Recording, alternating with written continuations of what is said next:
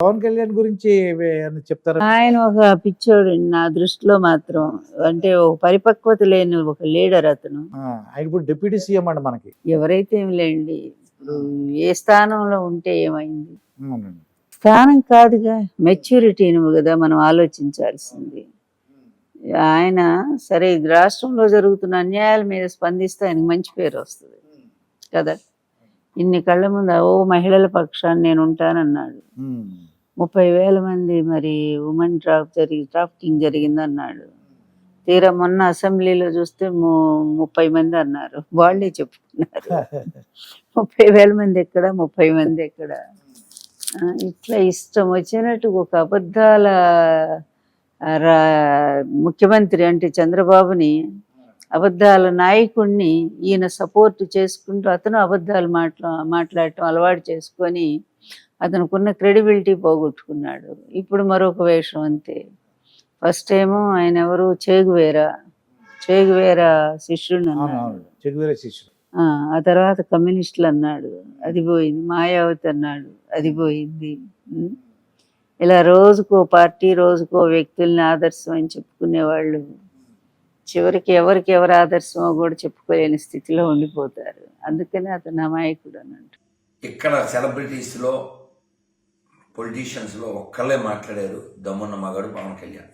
హరే కృష్ణ కృష్ణ కృష్ణ హరే హరే, హరే రామ రామ రామ హరే హరే. భారతదేశంలో, ప్రపంచంలో ఉన్న నిజమైనటువంటి హిందువులరా, తెలుగు హిందువులరా, బంగ్లాదేశ్లో చిన్మయ కృష్ణదాస్ ప్రభుని అరెస్ట్ చేసి అక్రమంగా యోనస్ అనే పోరంబోకు బంగ్లాదేశ్ గవర్నమెంట్ వాడేదో పెద్ద గొప్పోడని మన దేశాన్ని తీసుకొచ్చి వాడికి ఏదో అవార్డు అది ఇచ్చారు. వాడి ప్రభుత్వం ఉంది.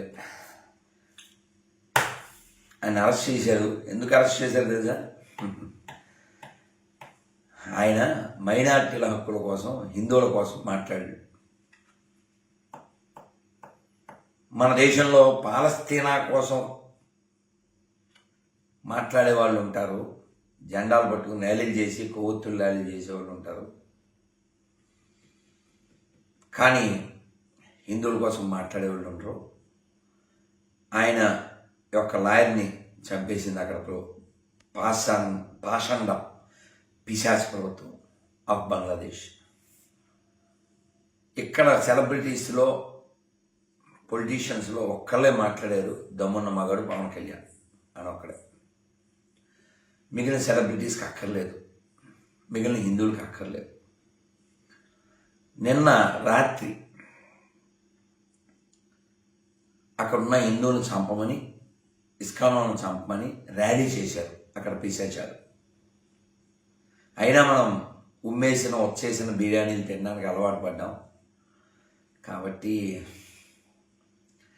ఎన్ని రోజులు ఎంత గొంతు చించుకున్నా హిందువులు దీనికి రుచి మరిగి అక్కడే తింటూ సెక్యులర్ కుక్కలు వీళ్ళు ప్రమాదం. బంగ్లాదేశ్లో, పాకిస్తాన్లో ఉండే పిశాచాల కంటే వాళ్ళ దగ్గర కొంటున్న వీళ్ళు చాలా ప్రమాదం. కాబట్టి మారండి. కృష్ణుడి యొక్క దయ వలన చిన్మయ కృష్ణ ప్రభు సేఫ్గా ఉండాలని కోరుకుందాం. భారతదేశంలో హిందువులందరూ బాగుండాలని, ప్రపంచవ్యాప్తంగా బాగుండాలని, ఈ పాషాణ మతాల యొక్క దాడుల నుంచి, పాషాణ మతాల యొక్క దుర్మార్గాల నుంచి హిందువులు తాము కాపాడుకోవాలని, ఇప్పటికే దేశంలో 10 రాష్ట్రాల్లో మనం మైనార్టీలు అయ్యామనే విషయం గుర్తుపెట్టుకోండి.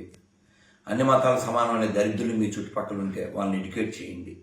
అది అబద్ధం అనే విషయాన్ని నిరూపించండి. కొనేటప్పుడు, తినేటప్పుడు కొంచెం ఆలోచించండి. హిందువుల దగ్గరే కొనడానికి, తినడానికి ప్రయత్నించండి. గతం మళ్ళీ పునరావృతం కాకూడదు, దానికోసం ప్రయత్నం చేయండి.